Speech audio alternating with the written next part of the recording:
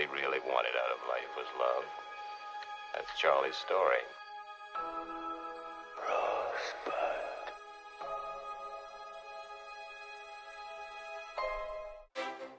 Olá pessoal, sejam bem-vindos à Arca do Moretti, o meu podcast semanal sobre cinema, literatura, histórias em quadrinhos e outros assuntos correlatos. Neste episódio vamos conversar sobre o making-off dessa grande obra-prima da história do cinema que foi Cidadão Kane.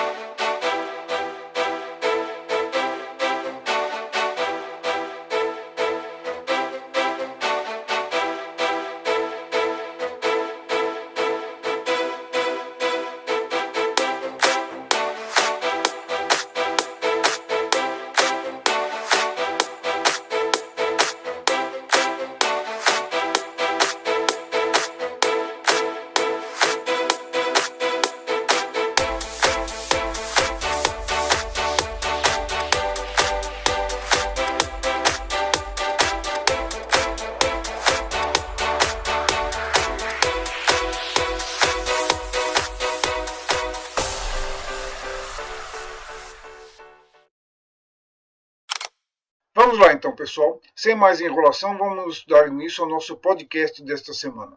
Data estelar 2320.1. Como eu prometi, se vocês bem se recordam nos episódios anteriores, eu vou falar agora sobre o making-off desse grande filme, dessa grande obra-prima da história do cinema, um divisor de águas, né, na cinematografia, que foi o filme Cidadão Kane, de 1941. Como a gente acompanhou aqui no meu podcast, eu fiz uma retrospectiva bastante breve, em 13 episódios, sobre a carreira e a vida do Orson Welles, o grande diretor de cinema norte-americano do século XX. Por muitos críticos, inclusive eu mesmo, considerado o maior diretor de cinema de todos os tempos. Tá? Bom, a primeira grande produção hollywoodiana do Orson Welles foi justamente essa, o Cidadão Kane, Citizen Kane no original. Tá? Ele já tinha uma experiência no teatro, só recapitulando rapidamente, em 1938 ele se tornou mundialmente famoso com a transmissão da Guerra dos Mundos, né, em que ele recriou de forma jornalística, né, como um fato real, né, a invasão dos marcianos à Terra, baseado no romance do H.G. Wells do século XIX, A Guerra dos Mundos. E isso acabou fazendo com que ele se tornasse uma celebridade instantânea, né, literalmente da noite para o dia. E ele foi contratado pela RKO, um dos grandes estúdios de Hollywood, para realizar 2 filmes. Né? O contrato dava ao Orson Welles um poder inigualável de produzir, roteirizar, dirigir e atuar no projeto que ele bem entendesse. Um poder inédito até então dentro do sistema de estúdios de Hollywood daquela época. Estamos falando aí do início dos anos 1940, em que o sistema hollywoodiano ele era impermeável a aventuras artísticas pessoais, né, autorais. Os filmes tinham que ser criados e moldados dentro de um esquema muito rígido, né, de produção, em que cada etapa era controlada por chefes de produção. Isso valia para todos os grandes estúdios da época, né? A Metro, a Warner, a Paramount, e a RKO não era exceção. Eu vou falar aqui no próximo podcast, na próxima semana, sobre o sistema de estúdios daquela época, como ele foi constituído, como ele se formou, como ele operava e como finalmente ele começou a entrar em decadência até se extinguir. Tá? Então, o Orson Welles foi parar em Hollywood no auge dessa estrutura de produção. Tá? E ele passou um período sabático ali de mais ou menos um ano, em 1940, pensando e matutando, né, durante meses que projeto iria levar adiante. O primeiro projeto que ocorreu a ele foi uma adaptação de um romance do Joseph Conrad, um romance famoso, clássico, né, chamado No Coração das Trevas. Para quem nunca leu ou nunca ouviu falar, trata-se de um romance curto, né, que envolve a crítica, a denúncia, né, ao colonialismo europeu na África, né, no século XIX. Né, as atrocidades que os europeus cometeram na África. Né, então é um comentário crítico sobre isso. Né? E a história gira em torno de uma figura meio mítica, meio emblemática, meio assustadora, chamada Curtis. que é assim uma figura imponente que recria lá dentro da selva africana, lá no âmago da selva africana, uma espécie de versão caricata, tenebrosa, macabra, né, da civilização. E o Orson Welles começou a preparar o roteiro, ele já tinha feito uma adaptação, tá, desse romance para o rádio. Ele tinha ali o programa Mercury Theatre, de uma rádio lá de Nova York, né, e ele trabalhou, né, fez uma adaptação desse livro para o rádio. E aí ele pretendia que esse fosse o primeiro projeto dele para o cinema, primeiro projeto profissional, né, para Hollywood. E ele começou então a desenvolver o projeto até que avançou para um estágio bastante, progrediu bastante para um estágio avançado, né. Já estava ali, já fazendo os esquetes, maquetes foram montadas, tal, quando a produção acabou sendo interrompida, né, o processo acabou sendo interrompido porque logo se constatou que a produção seria elevada demais para os padrões do cinema da época e para a própria RKO, que era um estúdio de posses, né, mas não tão poderoso quanto outros da época. Então, provavelmente os produtores julgaram que aquele filme não iria ter o rendimento, né, necessário de bilheteria que conseguisse bancar aquela produção. Então, a produção acabou sendo interrompida por questões mesmo financeiras. Né? Um problema com o qual o Orson Welles iria se deparar a vida inteira. Tá? Mais tarde, quando ele vai fazer filmes na Europa, eu falei isso nos meus podcasts anteriores, se vocês bem se recordam, né? Quando ele tentou fazer, ele fez o Otelo, depois o Mr. Arcadine, mais tarde ele voltaria para Hollywood também, teria dificuldades financeiras durante toda a carreira dele para engatar os seus projetos, né? E aí começa a agir ali um problema desse tipo. Mas enfim, aí ele parte para um outro projeto. Ele se associa então a um roteirista que estava ali, um roteirista do estúdio, chamado Herman Mankiewicz. O Herman Mankiewicz era irmão de um produtor chamado Joseph Mankiewicz. É um produtor de mão cheia, que depois se tornaria também ele um diretor, um dos meus diretores prediletos, isso eu já falei também em episódios passados, né, diretor de filmes como A Malvada, né, e várias outras obras-primas do cinema. Né. E o Herman, então, começou a tecer, junto com o Wells, um roteiro inédito, não baseado em nenhuma obra, para um filme. Né. E ele tomou como base, o Mankiewicz, o relacionamento que ele tinha com o maior magnata da imprensa americana naquela época, William Randolph Hearst. E aí está o pomo de toda a discórdia. Tá? O Hearst era uma figura poderosa, conhecida, né, por todos, né, e já tinha ali naquela altura do campeonato, nos anos 40, já estava bem estabelecido, né, como o maior nome da imprensa americana. Ele foi um equivalente ali ao que no Brasil a gente tinha como Assis Chateaubriand, e mais tarde teríamos como Roberto Marinho, né, uma figura poderosa, dominando a imprensa e também influindo nos rumos políticos do país. Para vocês terem uma ideia, no final do século XIX, o Hearst foi responsável por levar os Estados Unidos a declararem guerra à Espanha, na chamada Guerra Hispano-Americana, né, envolvendo ali Cuba ali no processo, né, e por conta das obsessões do Hearst, né, ele acabou fazendo com que a opinião pública pressionasse o governo americano da época a declarar guerra à Espanha. Vocês veem que então que esse sujeito era poderoso, né, uma figura ali bastante polêmica e bastante controversa, né, no panorama do jornalismo da imprensa norte-americana. E foi em torno dessa figura, então, que eles resolveram fazer o roteiro. O Mankiewicz era frequentador habitual da casa, melhor dizendo, do castelo, né, ou do palácio, se preferirem, né, do Hearst. Era um castelo mesmo. Né, ele construiu um castelo na Califórnia, lá, o San Simon, onde ele tinha até um zoológico particular, né, onde ele vivia ali com a amante dele, a atriz Marion Davis. Era uma atriz de Hollywood na época. Não era nenhuma grande estrela, não era uma Bette Davis, uma Joan Crawford, nem mesmo uma Barbara Stanwyck. Era uma atriz apenas de dotes medianos. Não era uma atriz ruim, medíocre, mas também não era nenhuma estrela de primeira grandeza, né, no panteão hollywoodiano. E ele vivia ali, vira e mexe eles davam festas, né, para a comunidade cinematográfica lá da Califórnia. Né, e o Herman Mankiewicz era frequentador habitual, amigo pessoal da Marion Davis. Então ele conhecia muitas das histórias de bastidores envolvendo o Hearst e a amante dele. Tá? E em torno dessas histórias é que o Mankiewicz, desculpe, foi tecendo junto ao Orson Welles seu roteiro do Cidadão Kane. A feitura desse roteiro está bem descrita, está bem mostrada, né, num filme que foi feito há pouco tempo, dirigido pelo David Fincher, chamado Mank, que até concorreu ao Oscar aí, anos atrás. E ali mostra bem, né, o relacionamento dele com o Hearst, com a Marion Davies tal, e também com o Orson Welles ali, que aparece ali numa ponta. Né. Durante muito tempo, né, a parceria entre o Welles e o Mankiewicz sempre foi discutida, né, quem realmente foi o autor do roteiro do Cidadão Kane. O Orson Welles sempre deixou meio assim o Mankiewicz na obscuridade, sempre deu a entender que ele é realmente o cara que pensou, bolou e o filme era saiu da cabeça dele. Mas o Mankiewicz, como morreu antes do Orson Welles, ele permaneceu meio que esquecido, né, na obscuridade. Os dois chegaram a ganhar um Oscar, né, pelo roteiro desse filme, aliás, o único Oscar que Cidadão Kane levou, o que é um absurdo.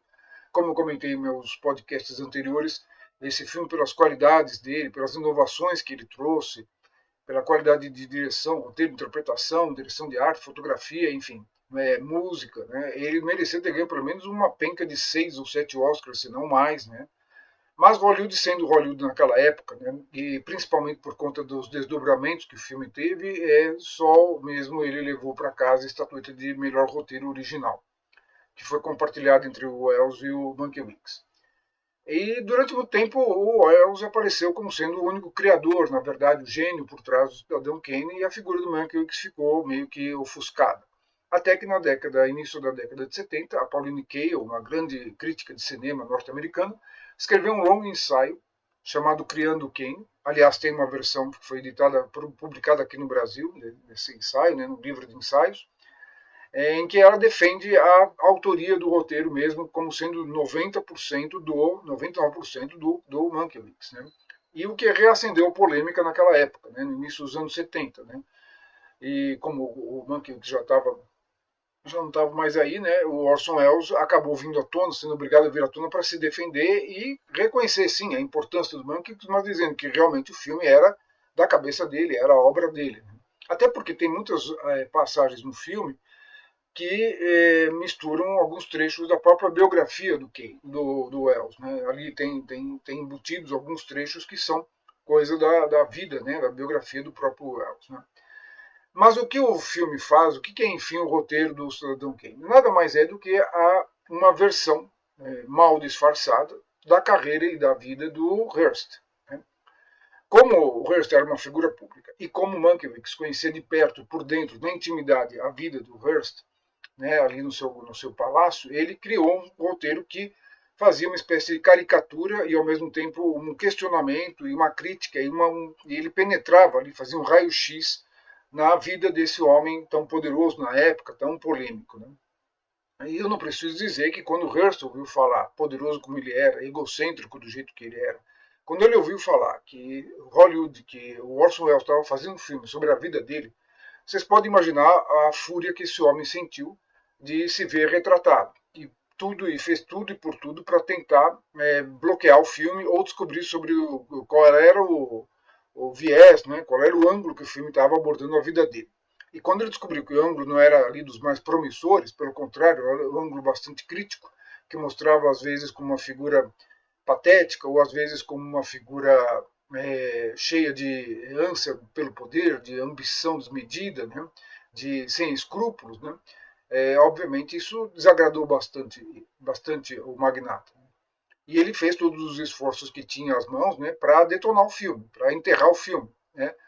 Ele colocou as críticas de cinema dele, que tinha as colunas nos jornais dele, tinha uma rede de jornais, de emissoras de rádio por todos os Estados Unidos, então ele usou todos os esforços que podia, que tinha à mão, né, para fazer com que o filme fosse esquecido, fosse enterrado, soterrado. Né?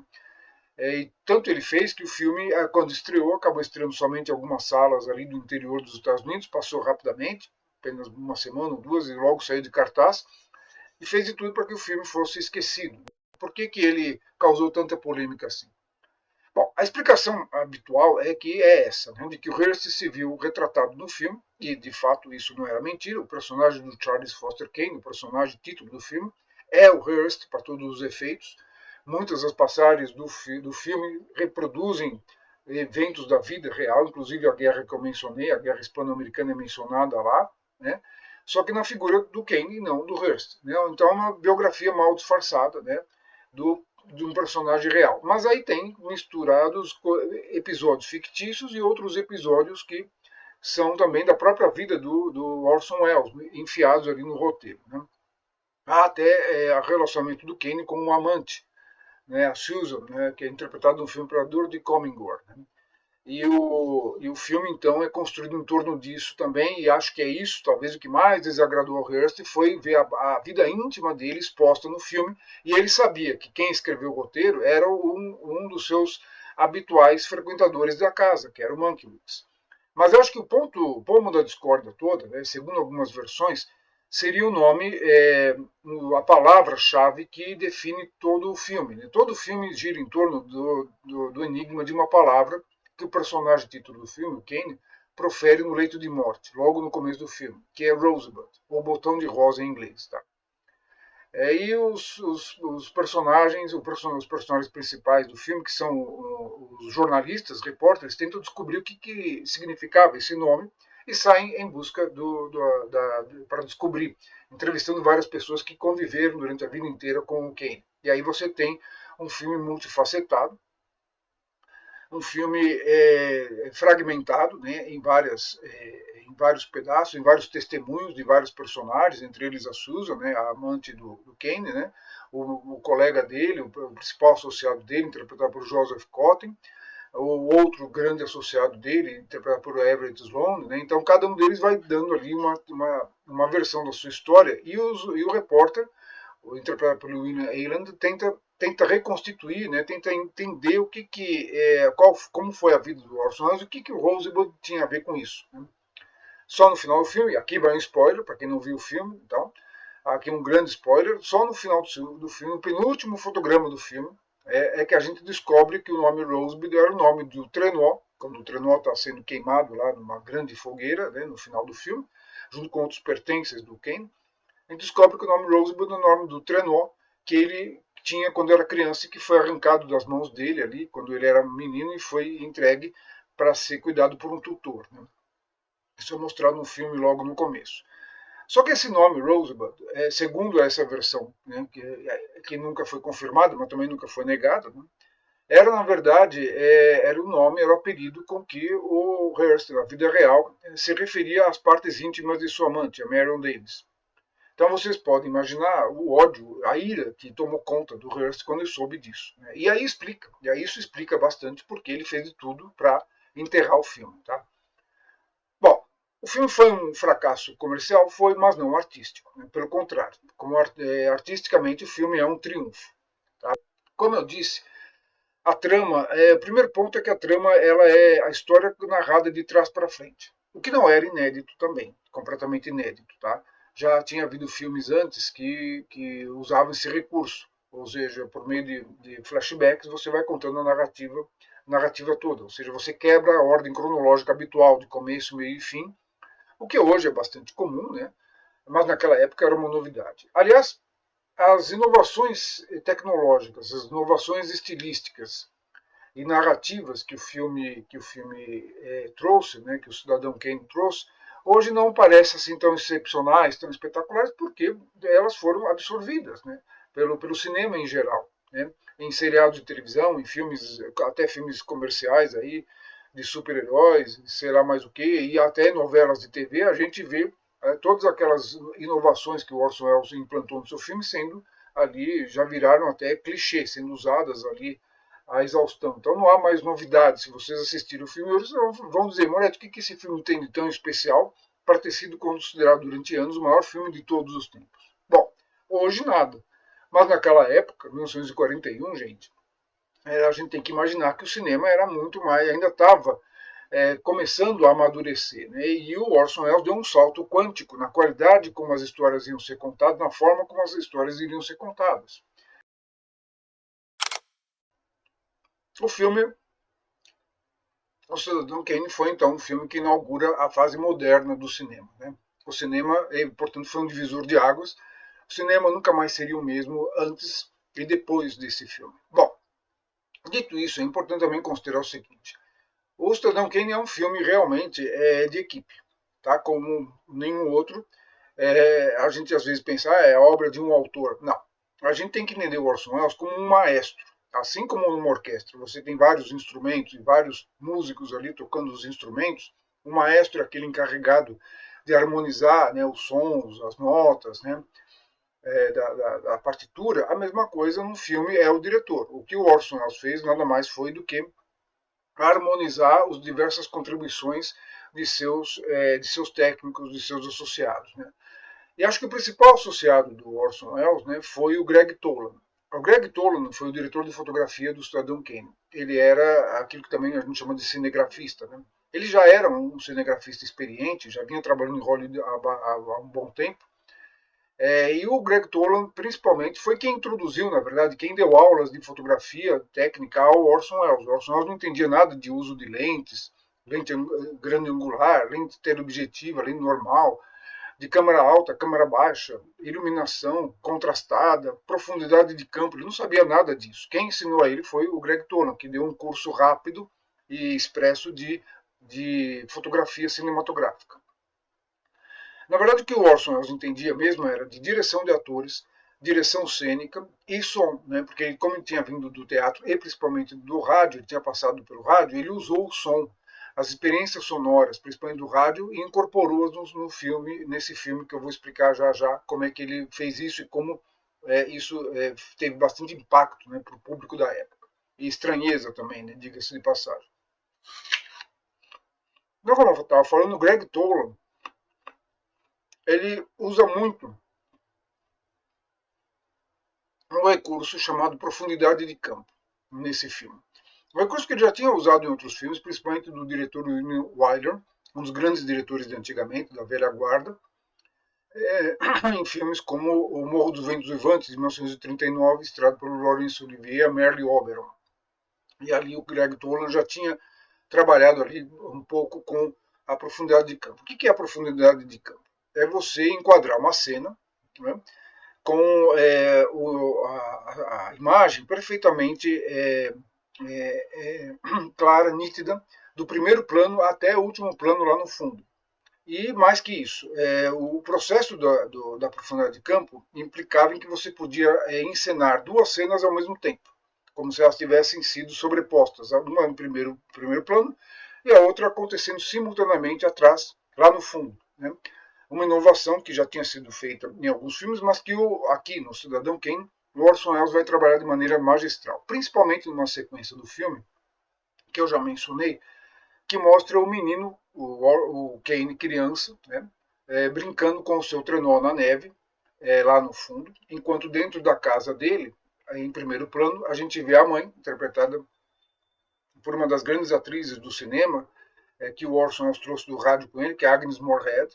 Agnes Moorehead, para quem não lembra, para quem não associa o nome à pessoa, né, se tornou eternamente famosa e vai ser sempre lembrada pelo papel da Endora, né, a mãe da Samantha no seriado Feiticeira. Tá? E a Agnes Moorehead faz nesse filme o papel da mãe do Kane, né, e ela está em primeiro plano discutindo o futuro do filho, né, que vai ser entregue para um tutor cuidar dele em troca dos dividendos de uma mina lá que foi encontrada tal.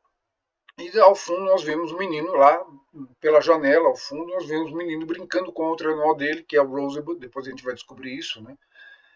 Então ele faz, o Orson Welles cria de forma magistral um diálogo entre o que está acontecendo no primeiro plano e o menino ao qual eles estão se referindo lá no fundo, no segundo plano, e os dois planos nitidamente enquadrados. Então essa profundidade de campo é um uso muito criativo dos recursos fotográficos que o Orson Welles empregou nesse filme de maneira revolucionária para a época. Né? Esse é só um exemplo. Tem vários outros no filme que vão fazer uso disso. Outro recurso que o Greg Toland usa bastante é o uso da câmera baixa. Tá? O que é a câmera baixa? Você colocar a câmera no nível inferior, focalizando de baixo para cima. Também não era algo inédito, mas a maioria dos filmes, principalmente os filmes hollywoodianos da época, eram feitos sempre com a câmera à altura mais ou menos do rosto humano, sem muita variação de ângulo, para não causar uma estranheza no espectador. Né? Mas o Orson Welles justamente queria isso, era exatamente isso que ele pretendia. E não só isso, ele entendeu que colocando a câmera mais baixa, ele dava uma imponência maior, uma aura de poder aos seus personagens, principalmente ao personagem do Kane, interpretado por ele mesmo, né, sempre que ele aparecia em cena. Mas isso obrigou a ele fazer um recurso que até então era pouco empregado no cinema americano e, de fato, muito raramente empregado, que era mostrar o teto do cenário. Os cenários, até hoje é assim, né? Os cenários de filmes de cinema, como você sabe, eles são vazados. Por quê? Porque é lá que você coloca os holofotes, tal.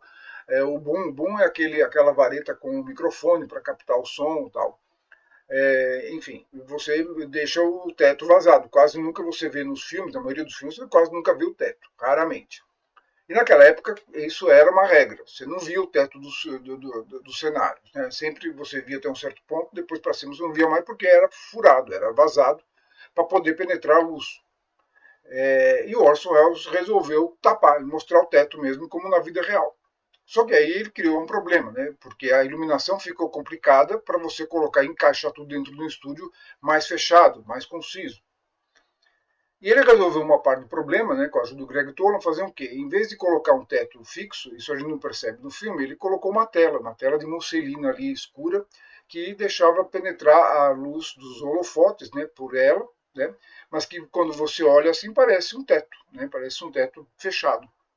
Então essa foi a solução que ele encontrou, muito criativa a propósito, né, e que resolveu o problema da iluminação dos cenários. Né. Então, algumas tomadas são realizadas usando esse recurso, com a câmera baixa, focalizando de baixo para cima, né, o personagem, e o teto também acima da cabeça dele, e dando ao personagem do Kane uma imponência, né, uma figura poderosa. Né. Então, esse foi alguns dos recursos cinematográficos e fotográficos que o filme vai empreender. Outro foi o uso do claro escuro. O claro escuro já era, claro, fartamente usado desde a época do cinema mudo ali, a gente pode lembrar do expressionismo alemão. Aliás, a primeira metade do filme é fortemente, a primeira cena do filme, aliás, é fortemente marcada pelo expressionismo alemão. A sequência é bem assim, claro escuro, bem contrastado, né, um ambiente soturno, sinistro, né. Tem várias sequências no filme que parecem ali sequências oníricas, uma sequência que o personagem do jornalista penetra nos arquivos do assistente do Kane, né, e todo o cenário iluminado com uma forte luz vinda de cima ali, também cria uma ambientação meio onírica, meio de pesadelo, meio de sonho ali.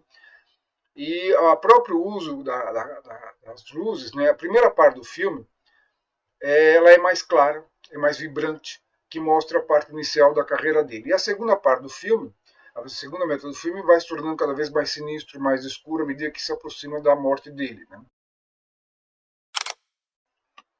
Bom, a narrativa, já que eu toquei nesse assunto, ela é construída em torno de vamos dizer assim, de 6 focos narrativos. Então ela é multifacetada, é uma desconstrução narrativa, como não se costumava fazer naquela época. Essa desconstrução cronológica impregna o filme todo e é grande traço da modernidade do filme. Tá? Então, são 6 focos narrativos. Né? O primeiro, um cinejornal, falso cinejornal, que retrata a vida do Kane de uma forma assim sucinta e a vida pública dele, né? Desde o início da carreira até a proximidade da morte dele. Depois tem os primeiros testemunhos dos associados dele, né? Um deles é o Joseph Cotten, que é o amigo mais próximo. O quarto é o relato da amante, a Susan Alexander, que é a Dorothy Comingore, que aí dá um relato também sinistro, mas da vida íntima dele com ela, do Kane com ela, que ninguém conhecia, né, dos bastidores da vida deles. E o último relato, mais curto, é o do mordomo, né, que viu o Kane nos seus últimos momentos, que presenciou a morte dele. Tá? Então, o filme é dividido nessas duas metades. O cinejornal, os 2 primeiros testemunhos, são mais vibrantes, mais cheios de vida, que refletem não só o início da vida do Kane, mas também a forma como aqueles associados que eram bajuladores da figura do Kane viam a figura dele, né? Então, com toda a pompa, com toda a grandiosidade, com toda a energia.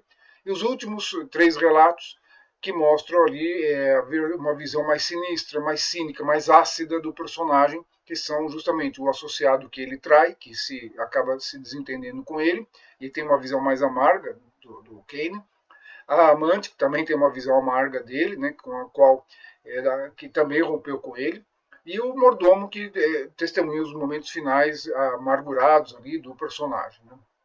Então ali você tem essa transição que é representada fotograficamente em tons mais claros no início e tons cada vez mais escuros à medida que o filme vai transcorrendo. Tá? E não só isso, o filme trata da figura de um magnata da imprensa, né, de um homem da imprensa. Então o filme é construído como uma grande reportagem visual. Se a gente parar para pensar, é isso que o filme é. Essa é a genialidade, talvez, do roteiro do filme. Tá? A primeira cena do filme, a primeira sequência do filme, depois da morte do Kane, é o quê? É o cinejornal, que é mais ou menos aquilo que em jornalismo a gente chama de lead. O que é o lead no jornalismo? É a abertura de uma matéria, a cabeça de uma matéria. Ela resume os principais elementos da matéria. No filme é mais ou menos isso que representa o cinejornal, é uma espécie de lead. Ele sintetiza os elementos principais da vida pública do Kane. E dali em diante, nós vamos, no decorrer do filme, como numa reportagem, ouvir os testemunhos das pessoas falando sobre a vida dele, e esses testemunhos são desencontrados. Na verdade, o que a gente tem na história, no fundo, é uma grande pergunta, né? O que é verdade e o que é mentira na vida de uma pessoa? Né? Esse tema, vou explicar daqui a pouco, é o tema recorrente na obra do Orson Welles. Né? O Orson Welles sempre se debruçou sobre isso, e justamente ao tratar da vida de um homem do jornalismo, da imprensa, nenhum tema podia ser mais apropriado do que a dicotomia entre verdade e mentira, né? Entre realidade e fantasia. Né? E o filme gira em torno do que é verdade e fantasia na vida do Kane, e a forma do filme representa o tema do filme. Né? Há uma conjunção desses dois elementos, dessas duas ideias, né? Bastante rica, bastante interessante no filme. Né? Eu falei aqui das contribuições dos vários técnicos para o filme se tornar o que é. Eu não poderia deixar de mencionar aqui a contribuição do montador, o Robert Wise. Robert Wise, na época, estava começando como editor na RKO. Ele era um iniciante e estava fazendo ali seu início ali como editor do estúdio, né? Mas ele, sem dúvida alguma, já mostrou que vinha. Né? Boa parte do filme, boa parte da riqueza de significados que o filme tem se deve à montagem do filme. A edição do filme é impecável também. Outro Oscar que o filme deveria ter ganho merecidamente. Robert Wise, mais tarde, se notabilizaria como um dos grandes diretores de Hollywood. Mas, enfim, Robert Wise, nesse período, ainda era um montador, e ele realizou uma montagem exemplar do Kane. Né? Ele tem uma sequência básica, uma sequência icônica do filme, do Kane, em que o pessoal que mostra, sintetiza em uma montagem bem simples, cheia de elipses, né? Ou seja, cortes, do relacionamento entre o Wells e a esposa dele, que vai se distanciando, vai se tornando cada vez mais frio à medida que o tempo vai passando, ele vai se envolvendo cada vez mais com o jornal, tal, com a vida como jornalista. Né? E essa montagem é assim, ela resume em vários anos, em poucos minutos, né, do filme, né, como é que eles vão se afastando. A mesa do café da manhã, em que eles vão tomando café da manhã todo dia, eles vão envelhecendo, eles vão sentando cada vez em posições mais diferentes até ocuparem posições opostas na mesa, mostrando ali a oposição e o contraste entre os dois, entre o marido e a mulher, né, que aí já está à beira do divórcio deles que vai ocorrer. Tá? Então esse é um exemplo da montagem genial do Robert Wise no filme. Tá? Fora isso, aí, eu não poderia deixar de mencionar, obviamente, a colaboração, né, a contribuição do músico para o filme. Ninguém menos que o Bernard Herrmann. O Bernard Herrmann, para quem não sabe, foi um dos maiores músicos da história do cinema.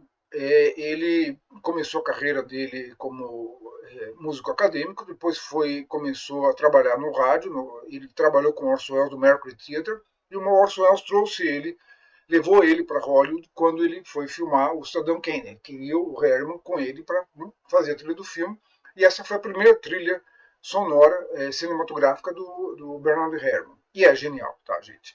Ele tem ali tons que ajudam a dar aquele tom sinistro, aquele tom pesado às vezes, e ao mesmo tempo também ele alterna com tons mais vibrantes, mais alegres em determinados momentos da história. Ele ajuda a dar o ritmo do filme. Eu diria que é um casamento entre a cinematografia, entre a cenografia e a música do filme, acabam formando um conjunto bem harmonioso. E o Bernard Herrmann, como todos vocês devem saber, ele depois se notabilizaria, claro, por ser o músico preferido do Alfred Hitchcock em uma série de filmes antológicos, dos quais a trilha sonora mais memorável, mais lembrada do Bernard Herrmann é a do filme Psicose da década de 60. Tá? Mas o Bernard Herrmann também fez trilhas sonoras para o Dia que a Terra Parou, o filme do Robert Wise que eu mencionei agora há pouco, Viagem ao Centro da Terra, uma delícia de filme, o Taxi Driver, o filme do Martin Scorsese. Bom, então vamos lá. Então, o Cidadão Kane é esse trabalho conjunto de vários talentos que no momento ali de brilho, né, um momento de graça, estavam reunidos. Os próprios cenários, né? O Orson Welles mostra o Kane, né, em determinado momento do filme, na primeira metade do filme, na primeira metade da vida do Kane, o Kane tem uma vida pública esfuziante, cheia de energia, como eu disse. Na segunda metade, se recolhe ao seu castelo, Xanadu, que era, não preciso aqui dizer, né, que era nada mais nada menos do que o palácio lá do Hearst, só com outro nome. Era o Saint-Simon transformado no Xanadu. Também com seu próprio zoológico, isso é mostrado logo na sequência inicial do filme. É uma fortaleza, né, um castelo ali, no alto de um promontório, de uma montanha ali, né, e também cercado ali. O filme usa muita pintura no vidro, usa muitos cenários pintados, que era muito costumeiro na época, né, de forma criativa ali, ele mescla cenas filmadas com personagens de carne e osso, animais e seres humanos, com cenários pintados ao fundo, uma técnica conhecida como pintura no vidro, né, usa várias miniaturas e até alguns cenários construídos em parte. Né. Era uma forma muito criativa de baratear os custos, obviamente, você não precisava construir o cenário todo, e ao mesmo tempo de ampliar, dar uma amplitude maior ao aspecto visual do filme, ao panorama visual do filme. Né.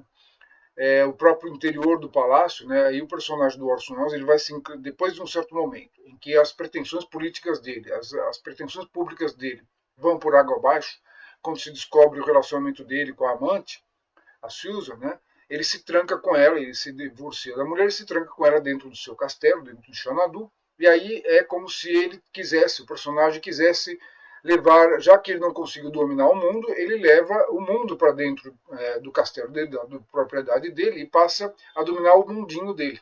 Né? É uma espécie de inversão. E ele ao se enterrar dentro do castelo, como se fosse uma pirâmide, né? Como se fosse um farol dentro de uma pirâmide, né? Ele se cerca de objetos do mundo inteiro, vai abarrotando, né, de objetos de arte, esculturas, pinturas, isso sei lá mais o que. E o próprio Xanadu é uma espécie de popurrí, né, do mundo, de estilos arquitetônicos do mundo inteiro. Então tem estilo mourisco, estilo clássico, estilo mais gótico, tudo misturado ali dentro daquele castelo, formando uma miscelânea, né, de imagens bastante barroca, né, que é o estilo visual que o Orson Welles gostava muito, que depois nos filmes posteriores dele, como eu falei nos meus podcasts passados, né, ele vai incorporar a cinematografia dele, tá? Bom, no final das contas, o Cidadão Kane, o filme, é uma grande história em torno de uma esfinge, de um enigma, que é o que representa Rosebud.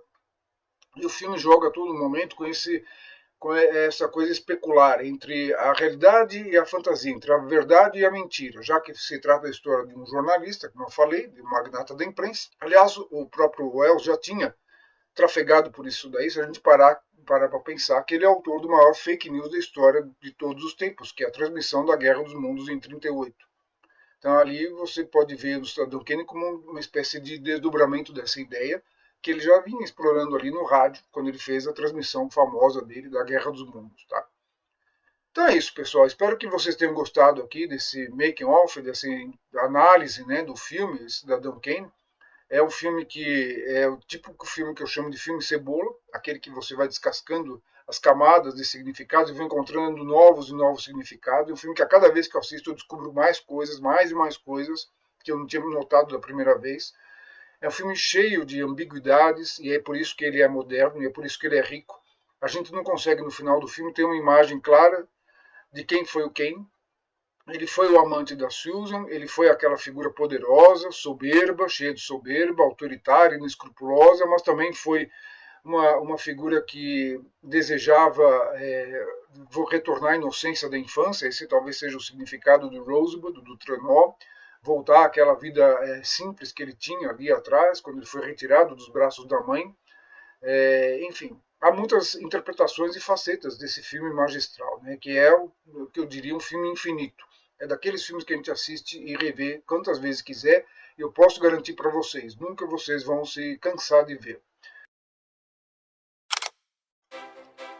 É isso aí, pessoal. Espero que vocês tenham gostado deste episódio de A Arca do Moretti.